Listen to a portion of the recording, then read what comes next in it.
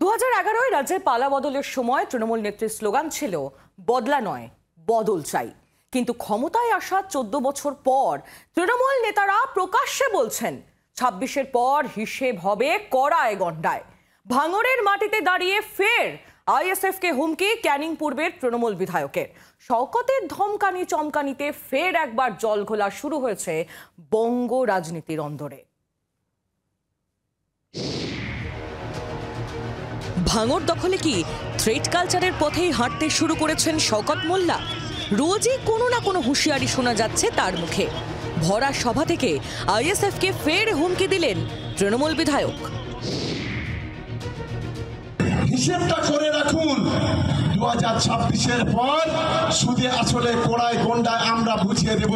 এটা আমি দায়িত্ব নিয়ে আজকের এই পাগলাহাটের মাটিতে বলে যাচ্ছি।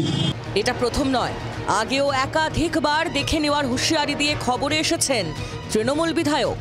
যেভাবে একদিকে জমি রক্ষা কমিটি আর একদিকে আইএসএফ, এরা একে অপরের সঙ্গে কাঁধে কাঁধে মিলিয়ে তৃণমূল কংগ্রেসের কর্মীদের উপরে যে নারকীয় তাণ্ডব চালিয়েছে, খাতা কলমে হিসেবটা লিখে রাখতে বলুন ওদের।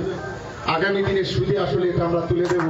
আমরা যদি মনে করি 5 মিনিটের মধ্যে যে কটা বিজেপি আছে এমন কেলান কেলাবো যেটা তাদের মুখটা আর কেউ চিনতে পারবে না।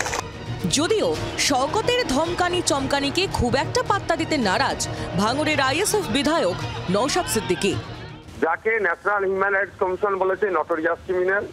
মমতা ব্যানার্জি ওনাকে বলেছিলেন যে তুই বোমা দিস। স্বাভাবিকভাবে তার মুখ থেকে ভালো শব্দ ভালো বাক্য আশা করাটাই আমাদের বৃথা। যে থেকে শওকত মোল্লা সাহেব অবজারভার হলেন, ভাঙড়ে হিংসা ছড়িয়ে পড়লো, খুন খারাপি মারামারি বাড়তে থাকলো। রবিবারই ভাঙড়ের শানপুরে আইএসএফ ও তৃণমূলের সভা ঘিরে উত্তেজনা ছড়ায় এলাকায়। বিধায়ক নওশাদ সিদ্দিকীকে ঘিরে জয় বাংলা স্লোগান দেন তৃণমূল কর্মীরা। বিধানসভা ভোটের আগে ধীরে ধীরে তপ্ত হচ্ছে ভাঙড়। তার উপর শওকত মোল্লার একের পর এক দাওয়াই। বিধানসভা ভোটের মুখে বা ভোট পরবর্তীতে কি পরিস্থিতি হবে উঠছে প্রশ্ন। ভাঙড় থেকে প্রসেনজিৎ সর্দারের রিপোর্ট, জি 24 ঘন্টা।